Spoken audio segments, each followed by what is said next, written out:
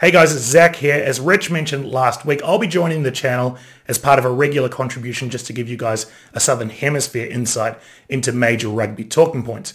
Right now in rugby, there is no greater talking point obviously than the mid-year tours. Squads are being announced, teams are gathering and preparing to travel, and we're really getting that sense of sort of an old school tour vibe, which is making me really excited. So today I want to talk to you guys about Ireland's tour of New Zealand. We've had all three squads announced between the All Blacks, the Maori All Blacks, and Ireland have also announced their touring squad. And I think looking at the inclusions and the exclusions, particularly of the New Zealand teams, it gives us some insight into how they're preparing for this tour and where they're probably going to target in terms of areas to try and gain an advantage. I think there's also enough there now to start determining what the makeup of the squads might look like. So I'm going to focus in on those points right now and give you guys my insight into how I expect the squads to be named and areas that the New Zealand teams will be focusing on in particular.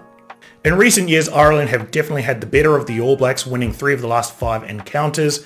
And I think when you compound that with All Blacks' recent losses to England at the Rugby World Cup semi-final, as well as to France late last year in the end-of-year tour, there is a real pattern of concern that Ian Foster has spoken about that he wants to address with these selections.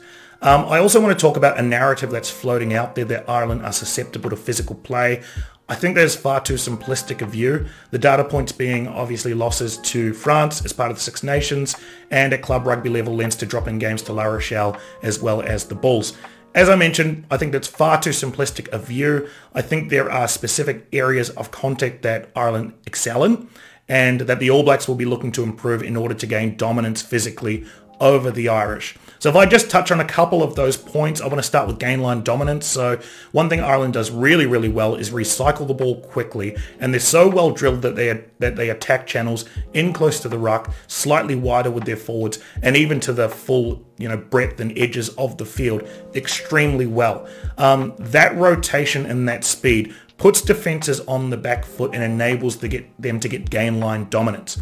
If you couple that with the great work that they also do at the breakdown, that's another area that Ian Foster has openly communicated he wants to improve on. It's really difficult to slow that momentum once they get rolling, and that's an area that the All Blacks will be looking to focus in on. Other areas is better defensive channels in and around the ruck. Ian Foster has specifically mentioned this, that he thinks that the Irish forwards had far too much success in and around the ruck. And I think that's part of the reason that Sam Cane has been retained as captain.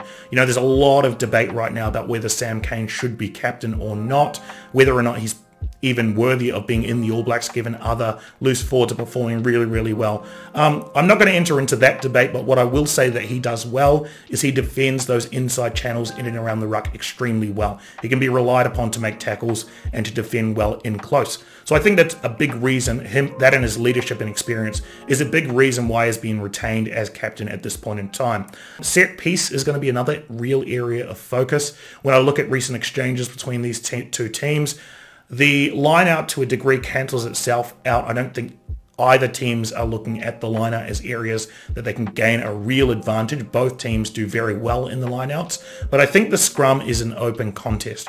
To my eye, Ireland in the first half had the better of the All Blacks at scrum time. Nepal-Aulala in particular struggled somewhat, but once rotations were made, Kautu Nukuofa actually really stood up and solidified the scrum. So for those that don't know, he was selected as part of the All Blacks but is going to France to play club rugby at the end of the year. So there is no long-term development goal or inclusion of him as part of the Rugby World Cup. So it came as a real surprise to a lot of people that he was selected and retained just for this series. But when you go back and look at that games, against Ireland late last year, you look at how he was able to establish scrum dominance there in the second half.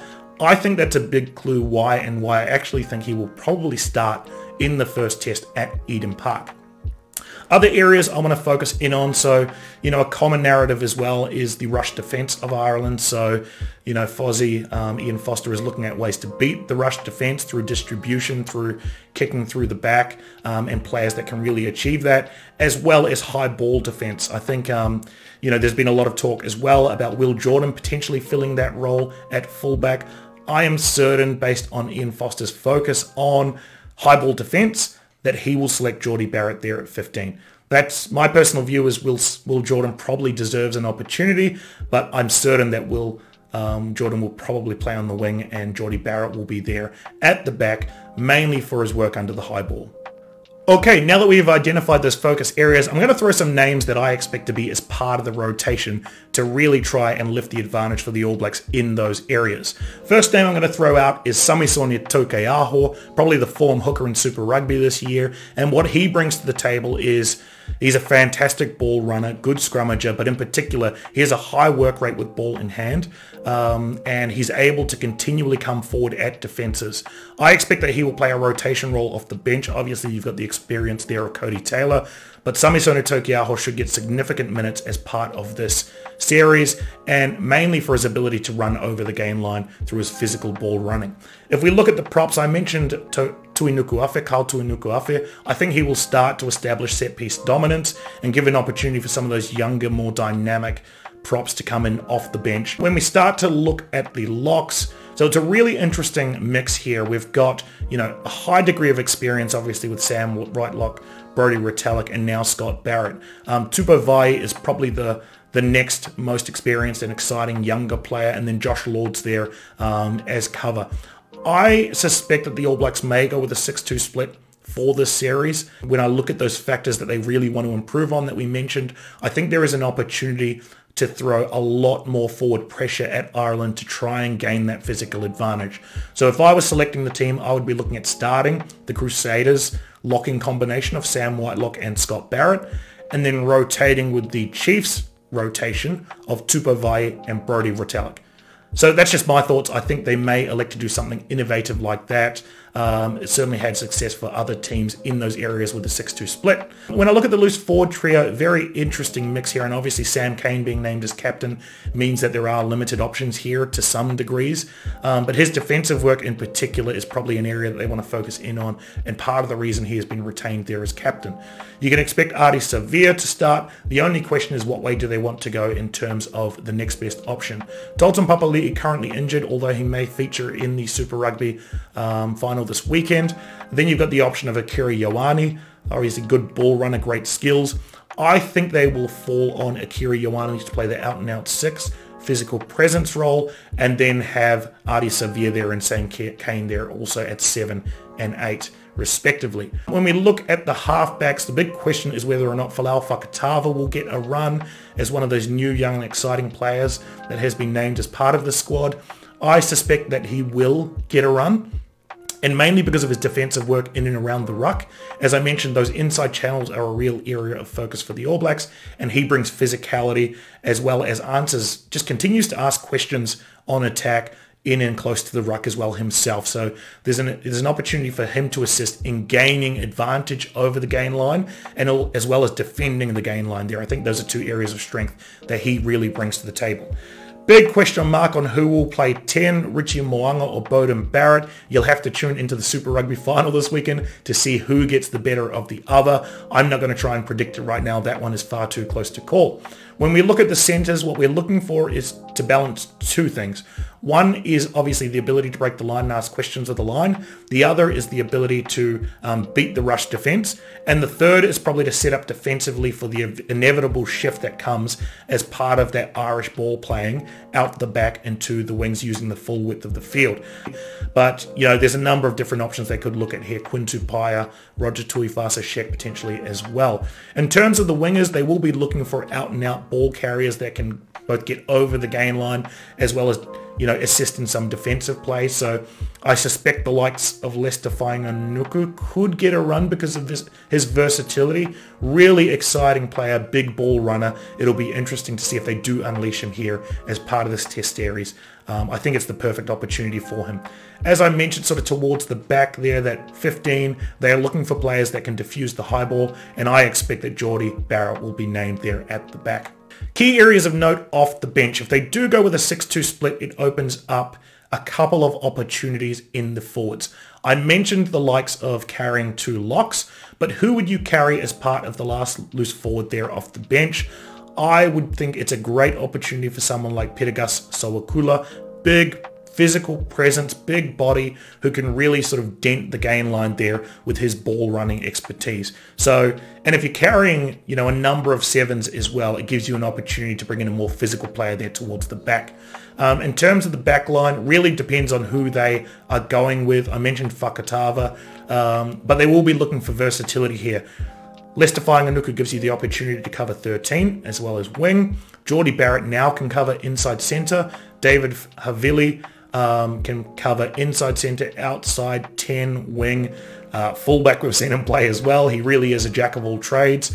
So I think there are some real options here for versatility, and it's going to come down to who you select at number 10 will determine who probably sits on the bench. If they do go with a 6-2 split, if Mo'unga starts, it's probably Barrett off the bench. If Barrett starts, it's probably Mo'unga off the bench. But let's see.